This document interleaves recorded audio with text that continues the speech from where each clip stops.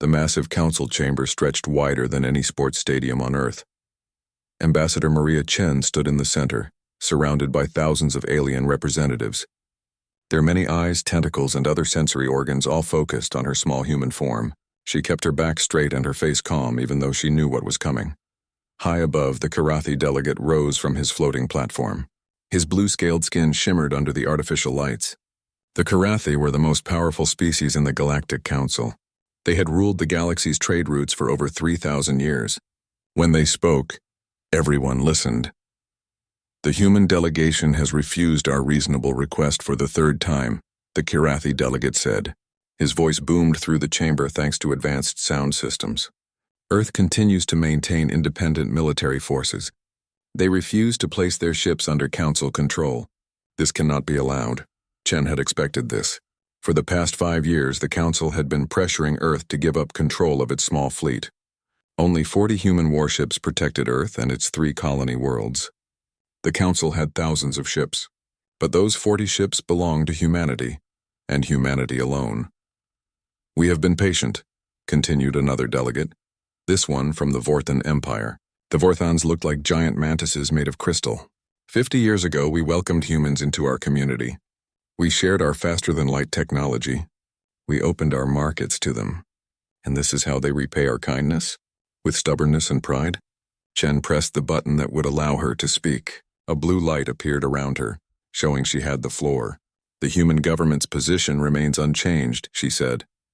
Her voice was steady and clear. Our military forces exist only for self-defense. We have never attacked any council member. We have followed all trade agreements. We simply wish to maintain our sovereignty. Sovereignty? The Karathi delegate's scales turned purple, showing anger. You are a minor species. You have 3 colony worlds. 3. The Karathi Empire controls 600 systems. The Vorthans control 400. Even the smallest council members have dozens of worlds. You humans are nothing but children playing at being adults. Laughter rippled through the chamber. Many species made their own versions of laughing sounds. Some clicked, some hummed, some released chemical signals that translated to amusement. Chen waited for the noise to die down. Children or not, Chen said. We have the same rights as any council member. The charter you all signed says so. Rights can be revoked, the Karathi delegate said. I call for a vote. Full economic and technological sanctions against Earth and all human colonies. No trade, no communications, no travel. Complete isolation until they surrender their military to council control. The vote happened quickly. Electronic systems counted the responses from thousands of delegates in seconds. The result appeared on the massive screen above: 2,847 in favor, 134 against, 89 abstaining. Chen wasn't surprised. Most species feared the Karathi and their allies. Voting against them meant risking their own trade agreements. The few who voted to support Earth were either brave or had nothing left to lose. The sanctions begin immediately, the Karathi delegate announced. All jump gates leading to human space will be locked. Any ship carrying goods to or from Earth will lose its license. Any species providing technology or information to humans will face the same sanctions. Chen touched her earpiece, sending a coded message back to Earth. Protocol 7 confirmed. Then she looked up at the Karathi delegate. You've made your decision. Now you'll have to live with the consequences. Is that a threat, Ambassador? The Vorthan delegate's crystal body flashed red. No, Chen said. Just an observation. Earth has survived in isolation before. We spent our entire history alone, thinking we were the only intelligent life in the universe. 50 years of knowing about you hasn't changed what we are. She turned and walked toward the exit. Behind her, alien delegates whispered and clicked and hummed. Some probably felt sorry for humanity. Most thought the humans were fools who would come crawling back within months. Meanwhile on Earth, President Juan Martinez sat in a bunker 3 miles beneath the Rocky Mountains. Around him, the highest members of Earth's government and military watched as Ambassador Chen's message appeared on their screens. Protocol 7 confirmed. Martinez nodded to General Thompson, who stood near a sealed red panel on the wall. Thompson placed his hand on a biometric scanner. The panel opened, revealing a simple black keyboard with numbers and letters. Enter the code, General, Martinez said. Thompson typed ZEUS Sci-Fi. Across Earth and its 3 colonies, hidden facilities received the same signal. Blast doors sealed. Communication systems switched to quantum encryption that no alien technology could break. Scientists who had been living normal lives suddenly disappeared into underground complexes. Dr. Sarah Kovac was eating lunch in New Tokyo when her phone buzzed with the activation signal.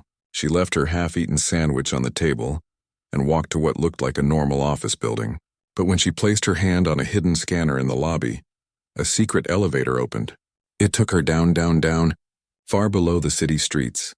The facility beneath New Tokyo was one of 12 ZEUS research centers on Earth. Each one was buried so deep that even orbital bombardment couldn't reach them.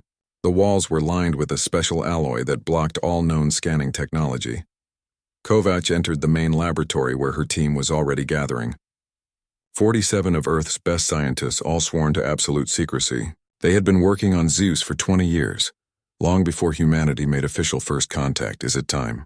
asked Dr. James Park, her deputy director. "The council just voted for total sanctions," Kovac confirmed. "They think they're strangling us. They have no idea what we've been building down here." She walked to the observation window. Below, in a chamber the size of a football field, stood the ZEUS prototype. It didn't look like much. Just a sphere of interlocking rings, each one covered in equations that hurt to look at directly. But this device could do something no alien technology could match. It could reach into the quantum foam that existed beneath reality and pull out unlimited energy. More than that, it could use that energy to bend the laws of physics themselves. "How long until we're ready for full activation?" Kovac asked. 6 months, Park replied. "Maybe less if we push hard. Then we push hard. The aliens think they're teaching us a lesson about power." Kovac smiled. "They're right. They're just wrong about who's teaching whom." Above them, Earth's skies were already empty of alien ships. The jump gates that connected Earth to the galactic network went dark. Trade ships turned away. Communication channels closed. Earth and its colonies were now alone, cut off from the rest of the galaxy. In the council chambers, the Karathi delegate spoke to his advisors. "How long until the humans surrender?" "Our economists predict their industrial base will collapse within 3 months, an advisor replied. "Without access to helium-3 from the gas giant refineries, their fusion reactors will fail. Without quantum processors from the synthery markets, their computers will become obsolete. They'll have no choice but to comply." The Karathi delegate's scales shimmered with satisfaction. "Good, let them struggle. Let them realize how small and weak they really are. When they come begging for mercy, we'll be ready with our terms." But in the hidden depths of Earth, in facilities that no alien knew existed, work continued around the clock. Scientists who had pretended to be decades behind galactic technology standards were actually working on something far beyond what the Council could imagine. The sanctions had begun. The galaxy thought it was punishing Earth, but Earth had been preparing for this moment since the day they learned they weren't alone. The ZEUS project wasn't just about survival. It was about showing the galaxy that humanity didn't need their technology, their trade, or their approval. The real game was just beginning. 6 months had passed since the sanctions began. The Karathi monitoring station orbited just outside the quarantine zone around Earth's solar system. Commander Zelak studied the data on his screens with growing confusion. Nothing made sense. Earth should be dying. Their cities should be dark. Their factories should be silent. Their people should be rioting in the streets, demanding their government surrender to the Council's demands. But the energy readings from Earth showed the opposite. Power output had actually increased. "Run the scans again," Zelak ordered his technician. "This is the 5th scan, Commander. The results are the same. Earth's energy production is now 3 times higher than before the sanctions." "Impossible. Where are they getting the fuel?" "We've confirmed no helium-3 shipments have reached them. Their fusion reactors should be running on empty by now." The technician's forearms moved across multiple keyboards. "Unknown, Commander. The energy signature doesn't match fusion reactions. It doesn't match anything in our database."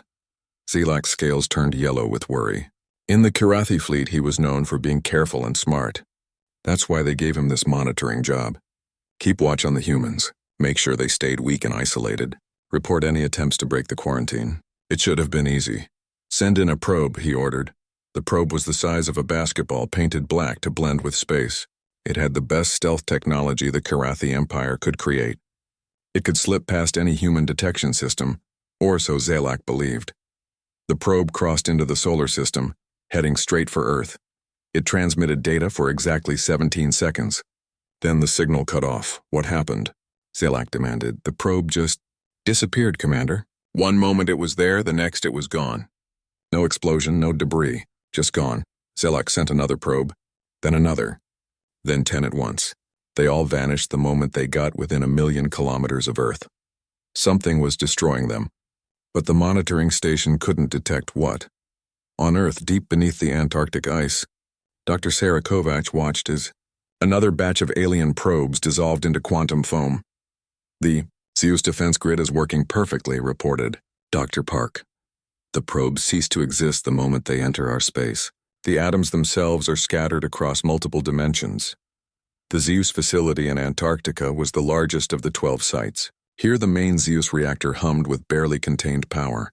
It was a sound that couldn't quite be heard but felt in your bones. The device had grown since the sanctions began. New rings had been added. New equations carved into its surface. It was now the size of a small building. Power output is stable at 300% of previous maximum, a technician announced. We could go higher, but Dr. Kovacs recommended caution. Kovacs nodded. We're not trying to blow up the solar system. Not yet, anyway. It was a joke, but nobody laughed. They all knew the ZEUS reactor could probably do exactly that if pushed too far. President Martinez appeared on the main screen. He was calling from the command bunker, where he had spent most of the last 6 months. Dr. Kovacs, the council is getting nervous. Our intelligence suggests they're considering military action. How long until ZEUS is ready for full deployment? We can activate the planetary shield any time, Mr. President. But the offensive capabilities need another month of testing. We might not have another month. General Thompson believes the Karathi are assembling an invasion fleet. General Thompson appeared on screen next to the President. His face looked tired but determined. Satellite intel shows massive ship movements in 3 sectors, all heading toward the staging area near the quarantine zone. My guess is they'll attack within 2 weeks. Kovacs looked at her team. They had worked without rest for 6 months. They had missed birthdays, anniversaries, and holidays. Some hadn't seen sunlight in weeks, but they had done the impossible. They had built humanity's answer to alien superiority. We can accelerate the timeline, Kovacs said. Give me 10 days. You have them, Martinez said. The fate of humanity is in your hands, Doctor. The screen went dark. Kovacs turned to her exhausted team. You heard the President. 10 days to make ZEUS fully operational. Not just the defense systems, but everything. The reality manipulation protocols, the dimension shift technology, the quantum tunneling weapons, everything. That's impossible, someone said. So was building ZEUS in the first place, Kovacs replied. But we did it. Because that's what humans do. We make the impossible possible. Meanwhile, on Earth's first colony world, New Haven, another ZEUS reactor was coming online. The colonists had been told it was a new type of power plant. They had no idea it could do much more than generate electricity. Governor Lisa Wang stood in the control room, watching the activation sequence. New Haven had only 2 million people. It was a farming world, chosen for its fertile soil and peaceful environment. The colonists came here to escape Earth's crowded cities. They wanted a simple life. Now they were on the front line of humanity's secret war. ZEUS Reactor 2 is operational, the chief engineer reported. We're now completely independent of fusion power. Wang nodded. She was one of the few colonial leaders who knew the truth about ZEUS. The weight of that knowledge sat heavy on her shoulders. What about the other colonies? New Sparta comes online tomorrow. Liberty Station the day after. All 4 human worlds will have ZEUS reactors within 72 hours. 4 worlds. 4 ZEUS reactors. 4 chances to show the galaxy that humanity was not weak. Back at the Karathi monitoring station, Commander Zelak received a priority message from the Council. The Karathi Emperor himself appeared on the screen. His scales were deep purple, almost black. This was beyond anger. This was rage. Commander Zelak, explain why Earth's energy output has increased during the sanctions. Unknown, Your Majesty. They've developed something new. Something we don't understand. Impossible. Humans are too primitive to create anything we don't understand. With respect, Your Majesty, the evidence suggests otherwise. The Emperor's scales flashed. Then we will take this evidence by force. The invasion fleet launches in 7 days. 1,000 ships. We will occupy Earth. Take whatever technology they're hiding and teach them the price of defiance. The transmission ended. Zelok stared at the blank screen. 1,000 ships against Earth's 40 defenders. It should be a massacre. But something in his stomach told him the humans were hiding more than just a new power source. He was right. In her laboratory, Dr. Kovac made final adjustments to the ZEUS weapon systems. Traditional weapons shot projectiles or energy beams. They could be blocked by shields or armor. But ZEUS weapons worked differently. They attacked the quantum foundations of matter itself. They could make an enemy ship's atoms forget how to hold together. They could shift a target partially into another dimension, tearing it apart. They could even create tiny black holes that lasted just long enough to swallow a ship before evaporating. Successful test of quantum dissolution beam, Park reported. The target ceased to exist at the subatomic level. And the dimensional shift cannon? Operational. We can shift objects up to battleship size into parallel dimensions. Kovac smiled. It wasn't a nice smile. Let them come with their 1,000 ships. They want to see what Earth is hiding? We'll show them. Above Earth, Admiral Chen, no relation to the ambassador, prepared Earth's small fleet. 40 ships against 1,000. The math looked bad, but his ships had been secretly retrofitted with ZEUS technology over the past months. Each one now carried weapons that could destroy matter at the quantum level. All ships report ready, Admiral, his aide reported. Good. Send a message to all Earth forces. The aliens think they're coming to conquer us. They think their numbers make them strong. They're about to learn that humans have been holding back. They're about to learn what happens when you corner humanity. The countdown had begun. In 7 days, the Karathi fleet would arrive. In 7 days, the galaxy would learn that the sanctions hadn't weakened Earth. They had only made humanity remove its mask. And what was underneath that mask would terrify them all. The Karathi invasion fleet dropped out of hyperspace at the edge of Earth's solar system. 1,000 ships, each one bristling with weapons. The smallest destroyer was twice the size of Earth's largest battleship. The command dreadnought alone could have destroyed Earth's entire fleet in a conventional battle. Admiral Vex stood on the bridge of that dreadnought, his scales shimmering with confidence. He had conquered 17 species for the Karathi Empire. Earth would be number 18. Status report, he commanded. All ships accounted for, Admiral. The humans have pulled their 40 ships back to Earth orbit. They're not even trying to meet us at the system's edge. Cowards, Vex said. They know they can't win. Begin the advance. All ships, standard invasion formation. The massive fleet moved forward like a swarm of metal death. But as they passed Jupiter's orbit, something strange happened. Every human colony world suddenly showed the same energy signature that Earth had been displaying. The same impossible readings that had confused Commander Zelak for months. Admiral, the science officer's voice shook. New Haven, New Sparta, and Liberty Station are all showing identical energy patterns. It's like they're connected somehow. Impossible. They're light years apart. But before anyone could respond, President Martinez appeared on every screen in the fleet. Not just the main view screens, but every personal display, every tactical readout, every navigation console. His face was calm, almost sad. Admiral Vex, this is President Juan Martinez of Earth. You have 60 seconds to turn your fleet around and leave human space. This is your only warning, Vex laughed. The sound was like grinding metal. You dare threaten us? You have 40 ships. We have 1,000. 50 seconds, Admiral. Fire a warning shot at their moon. Show them the price of their arrogance. A destroyer fired its main cannon. The energy beam shot toward Earth's moon at nearly light speed. It should have carved a crater a mile wide. Instead, the beam simply vanished when it got within 1,000,000 kilometers of the moon. It didn't dissipate or get absorbed. It just stopped existing. 40 seconds, Admiral. Vex's scales turned orange with confusion. All ships full scan. What are they using for shields? The scans came back with impossible results. There were no shields around Earth or its moon. Space itself had simply decided the energy beam shouldn't exist anymore. 30 seconds. This is a trick, Vex snarled. All ships prepare for full assault.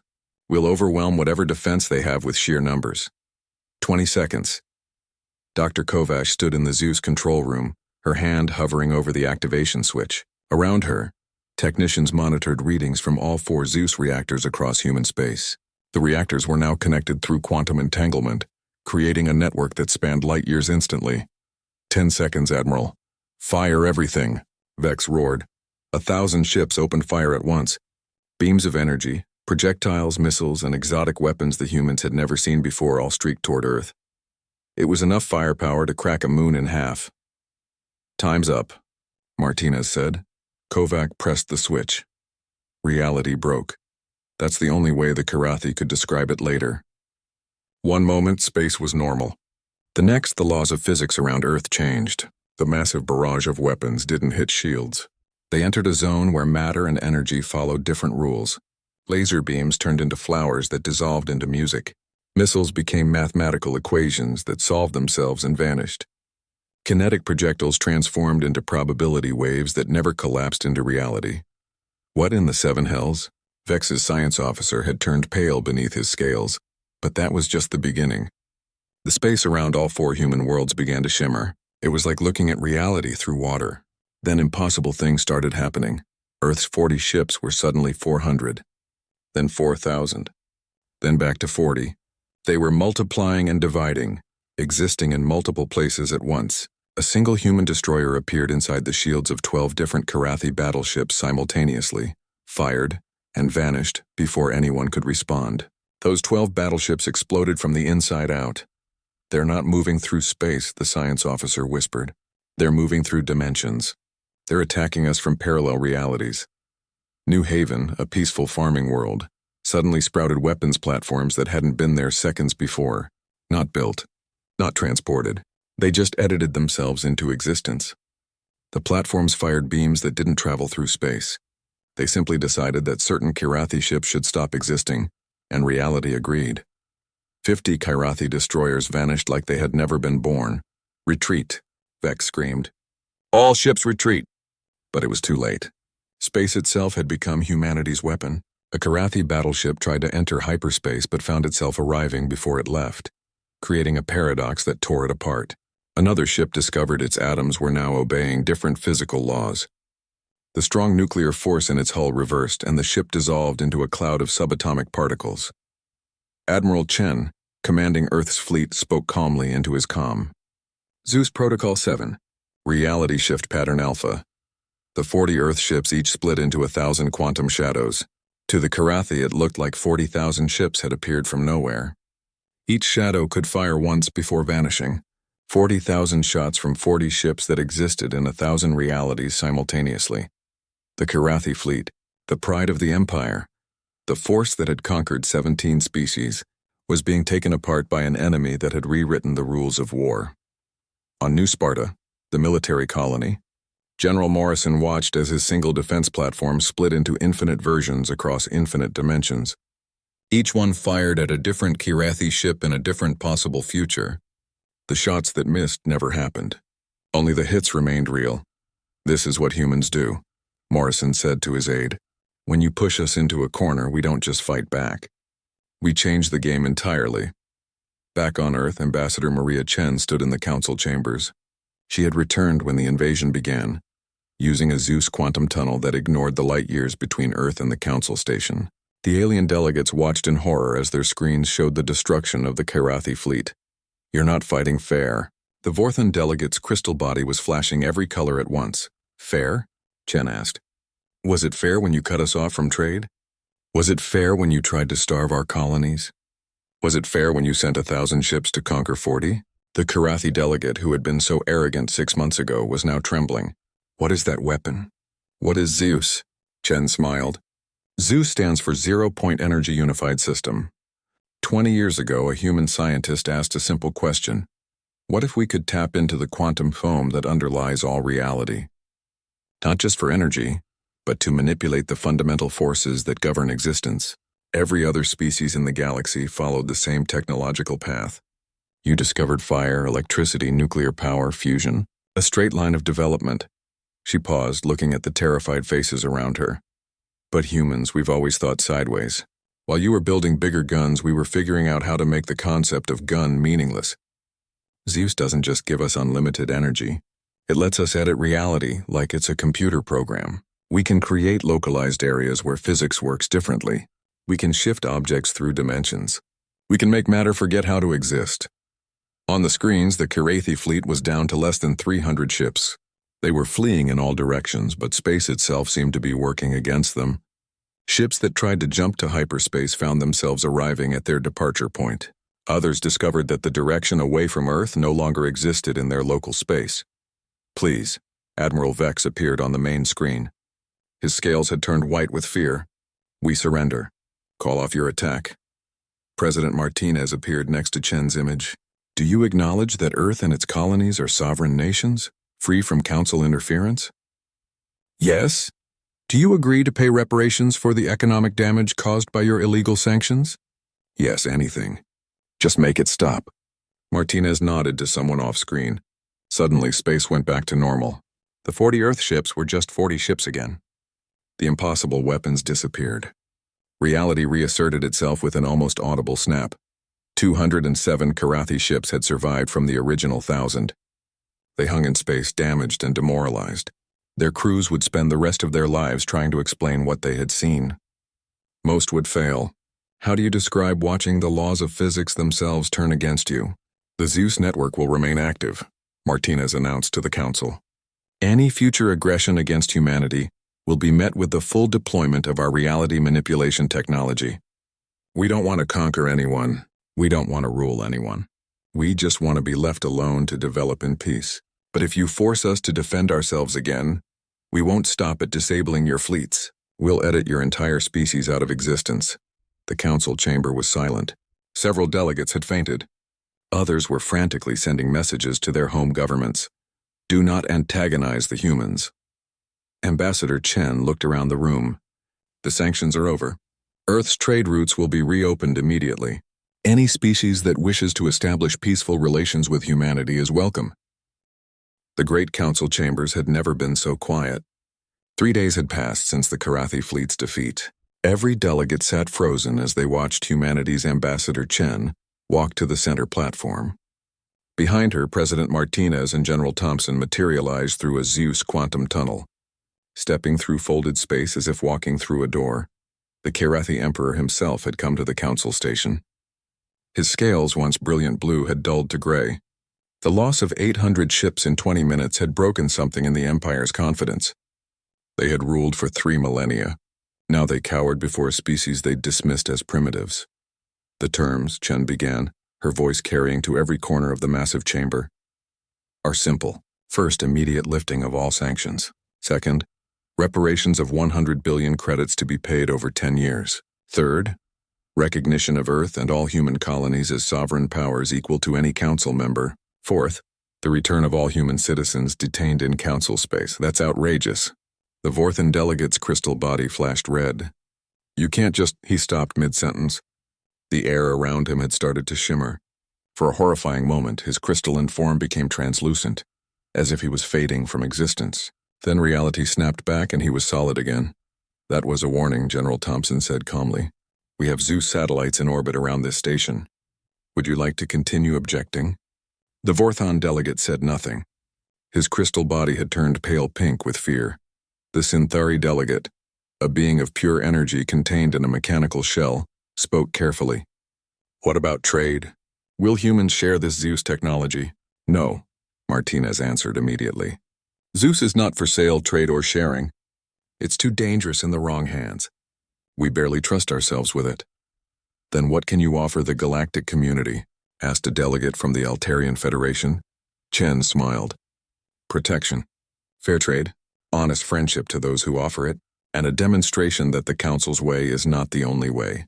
How many of you here have been forced to surrender your military forces? How many have been pressured into unfair trade deals? How many have watched the Karathi and their allies take what they want because they were stronger?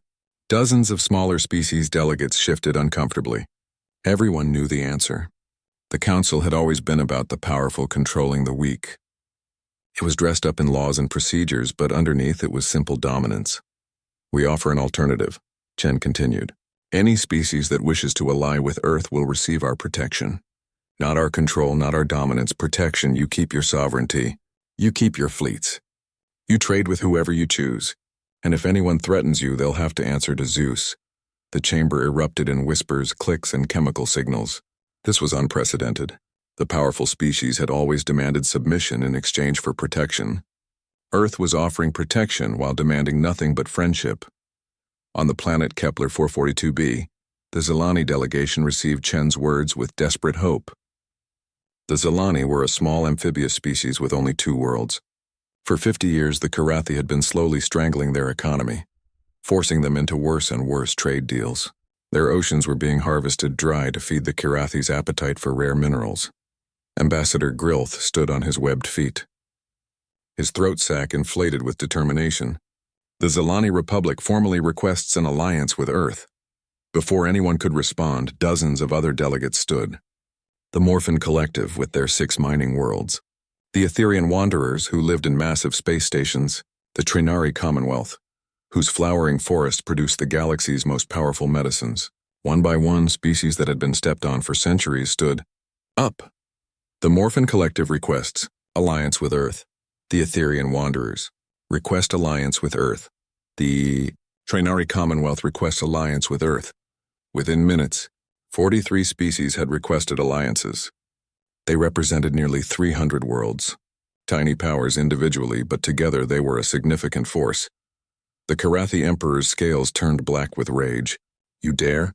You insignificant species dare to defy the natural order? Natural order? Chen laughed. It wasn't a pleasant sound. You mean the order where you take what you want because you're stronger? That order died 3 days ago when your fleet learned what real strength looks like. She gestured, and holographic displays appeared throughout the chamber. They showed human colonies. But these weren't the struggling frontier worlds the Council expected. New Haven's farms stretched to the horizon, feeding millions with crops enhanced by Zeus energy. New Sparta's training grounds had soldiers practicing with weapons that fired through dimensions. Liberty Station had become a massive shipyard where new vessels were being grown. Not built, grown, from programmable matter. In 6 months of isolation, Chen said, we've advanced more than in the previous 50 years. Your sanctions didn't weaken us. They freed us. We no longer had to hide our true capabilities. We no longer had to pretend to be just another species climbing the same technological ladder as everyone else. Dr. Kovac appeared on the main screen, broadcasting from her laboratory on Earth. Behind her, the Zeus reactor pulsed with otherworldly energy. Perhaps a demonstration would help, Kovac said. President Martinez, with your permission? Martinez nodded. Kovac touched a control panel. Suddenly, in the middle of the council chamber, a planet appeared. Not a hologram, an actual planet, the size of a basketball, complete with tiny oceans, continents, and weather systems. It floated in the air, rotating slowly. This is a pocket dimension, Kovac explained. A tiny universe about 1 meter across, created and maintained by Zeus. Inside this sphere, time moves at a different rate. A day in there is a second out here. We could grow a civilization in that sphere in the time it takes you to have lunch.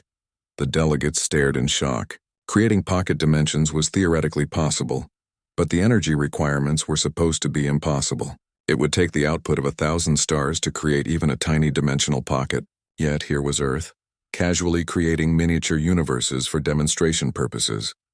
But that's not all, Kovac continued. She touched another control. The pocket dimension changed. The planet inside transformed into a star, then a black hole, then a crystalline structure that hurt to look at, then back to a planet. We can edit the rules of physics inside these pockets. We can create spaces where entropy runs backward, where time moves sideways, where matter and energy are the same thing. We could trap an enemy fleet in a pocket dimension where the speed of light is 1 meter per second. They'd be frozen in place for centuries from their perspective, while only seconds pass outside. She closed her hand, and the pocket dimension vanished. This is what you tried to suppress, Chen said to the council. This is what you tried to steal with your invasion. But here's the thing about Zeus technology. It only works for humans. What? The Synthari delegate's energy form pulsed with confusion. That's impossible. Physics is physics. Zeus interfaces directly with consciousness, Kovac explained. It requires a specific type of neural pattern to operate. The chaotic, creative, sometimes irrational patterns of the human brain. We've tried to adapt it for other species. It doesn't work. The moment a non-human tries to operate Zeus, it shuts down. It's not racism or prejudice. It's just incompatible operating systems. This revelation sent another wave of discussion through the chamber. The technology that had defeated the Karathi Empire couldn't be stolen or replicated. It was uniquely, permanently human. So here's the situation, Chen said. Earth and its allies will form a new coalition. Not under the Council, but parallel to it. We'll call it the Free Worlds Alliance. Any species that wants to join is welcome. You keep your independence. You trade freely. And if anyone threatens you, they face Zeus. This is rebellion. The Karathi Emperor roared. No, Martinez said. It's evolution. The galaxy is changing whether you like it or not. You can either adapt or be left behind. General Thompson stepped forward. And to be clear, if anyone attacks Earth or its allies again, we won't just disable your fleets. We have weapons you haven't seen yet. Weapons that can erase entire star systems from existence. Weapons that can trap a species in a time loop, forcing them to live the same day forever. Weapons that can edit the genetic code of an entire race through quantum manipulation. He paused to let that sink in. We don't want to use these weapons. We want peace. We want to explore, to learn, to grow. But if you force our hand, we'll show you what humans are really capable of when pushed to our limits. The Zelani ambassador spoke again. When can our alliance begin? Immediately, Chen replied. We've prepared quantum communication devices for all interested species. They'll connect you directly to Earth's diplomatic corps. We'll have defense agreements ready within days. One by one, the smaller species delegates approached the human delegation. Each received a small device that looked like a simple metal cube, but contained technology beyond their understanding. The Free Worlds Alliance was being born right there in the council chambers. The Karathi Emperor watched his empire's influence crumble in real time. The species he had dominated for centuries were abandoning him for humanity's protection. But there was nothing he could do. 1 year had passed since the failed invasion of Earth. The galaxy looked nothing like it had before. Where once the Karathi Empire and their allies had dominated through fear, now a new order had emerged. The Free Worlds Alliance included 73 species and over 400 worlds. Each flew their own flag alongside Earth's blue and green banner. Dr. Sarah Kovac stood in the newly built Zeus Academy on Earth's moon. Through the transparent aluminum windows, she could see Earth hanging in the black sky. But her attention was on her students. Not human students, but young scientists from across the Free Worlds Alliance. I know you can't operate Zeus directly, she told them. But you can understand the theory. You can develop your own technologies based on the principles we've discovered. Today we're going to talk about dimensional threading. A young Zelani raised a webbed hand. Dr. Kovac, if we can't use Zeus, why are you teaching us? Kovac smiled. Because Zeus taught us something important. There isn't just one path to advancement. The Karathi followed one route. We followed another. Your species might find a third way, something even we haven't imagined. We're not here to make you human. We're here to help you become the best version of yourselves. Meanwhile, in the council chambers, Ambassador Chen faced a very different audience. The Karathi Emperor had called for a formal review of the Free Worlds Alliance. He claimed it was destabilizing the galaxy. In 1 year, the Emperor said, his scales flickering between purple and black, you've destroyed 3,000 years of order. Species that knew their place are now acting independently. Trade routes established over millennia have been abandoned. This is chaos. Chen stood calmly at the podium. It's not chaos. It's freedom. Let me show you what the Free Worlds have accomplished. The main screen lit up with images from across the galaxy. The Zelani oceans, once dying from overharvesting, were now teeming with life. Earth had shared water purification technology that worked at the quantum level, cleaning decades of pollution in months. The Morphin mining worlds, previously stripped bare by Karathi demands, had discovered new deposits deep in their crusts. Human scanning technology, derived from Zeus research, could detect minerals through dimensions. The Morphins were now wealthier than they'd ever been. The Trinari forests, which the Vorthons had been slowly cutting down, were growing at 10 times their natural rate. Earth's biologists had combined Zeus energy with Trinari photosynthesis, creating trees that could grow to full size in weeks instead of decades. Every world in our alliance has prospered, Chen said, not because we control them, but because we help them help themselves. And what about the weapons? The Vorthon delegate's crystal form pulsed with accusation. You've armed species that were meant to be peaceful. General Thompson appeared via quantum tunnel, stepping through folded space directly into the chamber. We've given them defensive capabilities. Each allied world now has a Zeus shield generator operated by human volunteers. No one can invade them, but the shields only work for defense. They can't be used to attack anyone. You've made them dependent on you, the Emperor accused, have we? Thompson asked. He gestured to the screen. It showed New Sparta's shipyards. But the ships being built weren't just human designs. The Zelani had contributed their bioadaptive hulls that could heal damage like living tissue. The Morphans had provided their crystal-based computers that processed information through light instead of electricity. The Etherians had shared their energy field technology that made ships nearly impossible to detect. Every species brings something unique, Thompson explained. The Free Worlds Alliance isn't about humanity controlling everyone. It's about everyone contributing their strengths. Together, we're creating technology that no single species could develop alone. President Martinez materialized next to Thompson, having traveled from Earth instantly through another quantum tunnel. The Karathi Empire spent 3,000 years taking from others. We've spent 1 year sharing with others. Look at the results. The screen changed to show economic data. Trade between free worlds had increased by 400%. New technologies were being developed daily. Art, music, and literature flowed between cultures that had been isolated from each other by Karathi control. But the real change, Martinez continued, is this.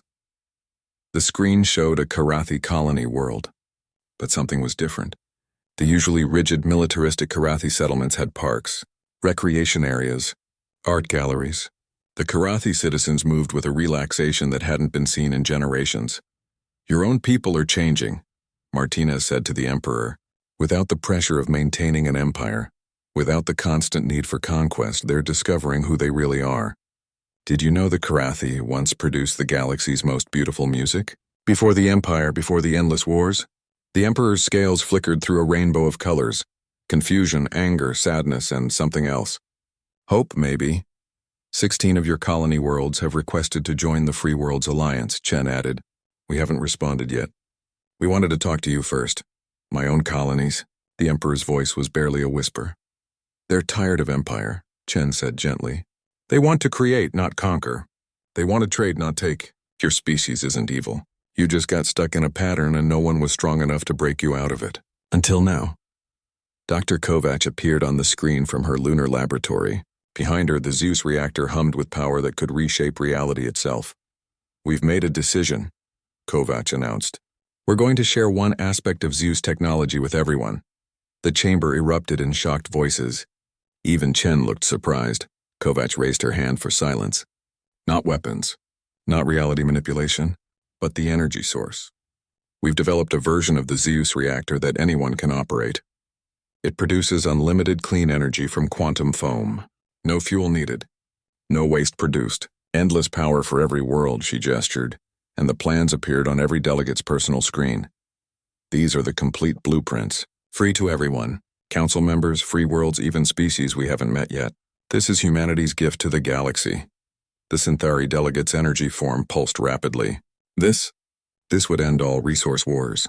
No one would fight over helium-3 or fusion fuel or energy crystals. That's the idea, Kovac said. Wars happen when species compete for limited resources. But what if resources weren't limited? What if everyone had all the energy they needed? The Emperor stared at the plans. With unlimited energy, his empire's economy would transform. They wouldn't need to take from others. They could create everything they needed. Why? He asked. Why would you share this? Because that's what humans do, Chen said. We're explorers, not conquerors. We're builders, not destroyers. We went to space not to rule it, but to find friends among the stars. It took us 50 years to realize most of you weren't interested in friendship. You were interested in dominance. She paused, looking around the chamber at hundreds of alien faces. But children grow up. Empires fall. New ages begin. The galaxy is entering a new era. Not the human era. Not the free world's era. The era of choice. Every species gets to choose their own path. Admiral Thompson, who had commanded Earth's fleet during the invasion, appeared on screen from his new position as head of the Free World's Defense Force. His weathered face showed a mixture of pride and caution. To be clear, Thompson said, we'll still defend ourselves and our allies. The full Zeus arsenal remains under human control, but we hope we'll never need to use it again. The energy technology we're sharing should eliminate most reasons for conflict. And if someone still chooses war? The Vorthun delegate asked. Thompson's expression hardened. Then they'll face the same fate as the invasion fleet. But worse, We've had a year to improve ZEUS. We can now create black holes the size of star systems. We can freeze entire sectors of space in temporal loops. We can edit species out of reality so thoroughly that no one will remember they ever existed. He let that sink in before continuing. But we don't want to do any of that. We want to explore the universe. We want to meet new species. We want to learn and grow and become better than we are. That's what humanity offers. Not conquest, not control, partnership. The chamber fell silent. Then slowly the Kirathi Emperor stood. His scales had settled into a deep blue-green, a color that hadn't been seen in generations. It was the color of peace. The Kirathi Empire formally requests. He paused, struggling with words that went against 3,000 years of tradition. The Kirathi Republic formally requests membership in the Free Worlds Alliance. If the chamber had been shocked before, now it was stunned into absolute silence. The greatest empire in galactic history was choosing to abandon imperialism. There are conditions, Chen said. Release all conquered species who want independence. Return all stolen resources. Abandon all military occupations. Can you do that? The emperor, former emperor now, nodded slowly. It will take time. There will be resistance from some of our military, but yes, the age of the Kirathi Empire is over. Martinez smiled. Then welcome to the Free Worlds Alliance. Welcome to the future. Over the following days, the galaxy transformed more radically than it had in millennia. The Vorthan Crystal Collective, seeing the writing on the wall, dissolved their own empire and joined the alliance.